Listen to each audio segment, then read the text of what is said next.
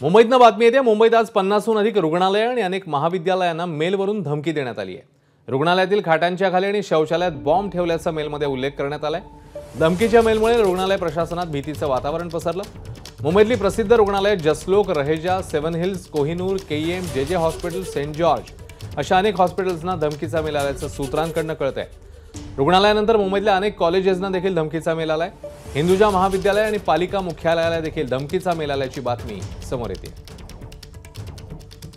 सूरज ओझा आपले प्रतिनिधी आता आपल्या सोबत आहेत। सूरज, अनेक ठिकाणी एकाच वेळी धमकीचा मेल येतोय, कशा प्रकारे आता पावलं टाकली जात आहेत, काय अपडेट्स आहेत? नक्की दिल्ली नंतर आता मुंबईमध्ये या प्रकारचे मेल यायला सुरुवात झालेले आहेत। याच्या आधी आपण ऐकलं होतं की दिल्लीमध्ये अशाच ईमेल आले होते बऱ्याच एस्टॅब्लिशमेंटला। आता मुंबईच्या 50हून जास्त जे हॉस्पिटल आहेत त्यांना धमकीचा मेल आलेला आहे, त्याचबरोबर कॉलेजला धमकीचा मेल आलेला आहे।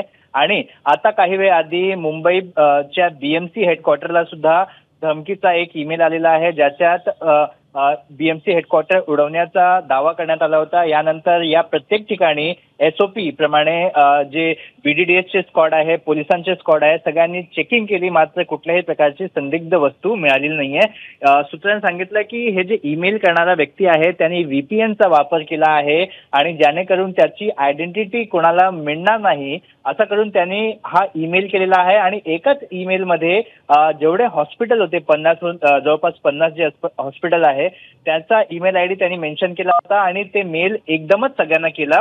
आणि हे असंही म्हटलं जात आहे की bible.com नावाची एक साईट आहे ज्याचा वापर करून या प्रकारचा ईमेल करण्यात आला आहे। मात्र अज्ञात आरोपी विरोधात गुन्हा दाखल करून मुंबई पोलिसांनी तपास सुरू केला आहे।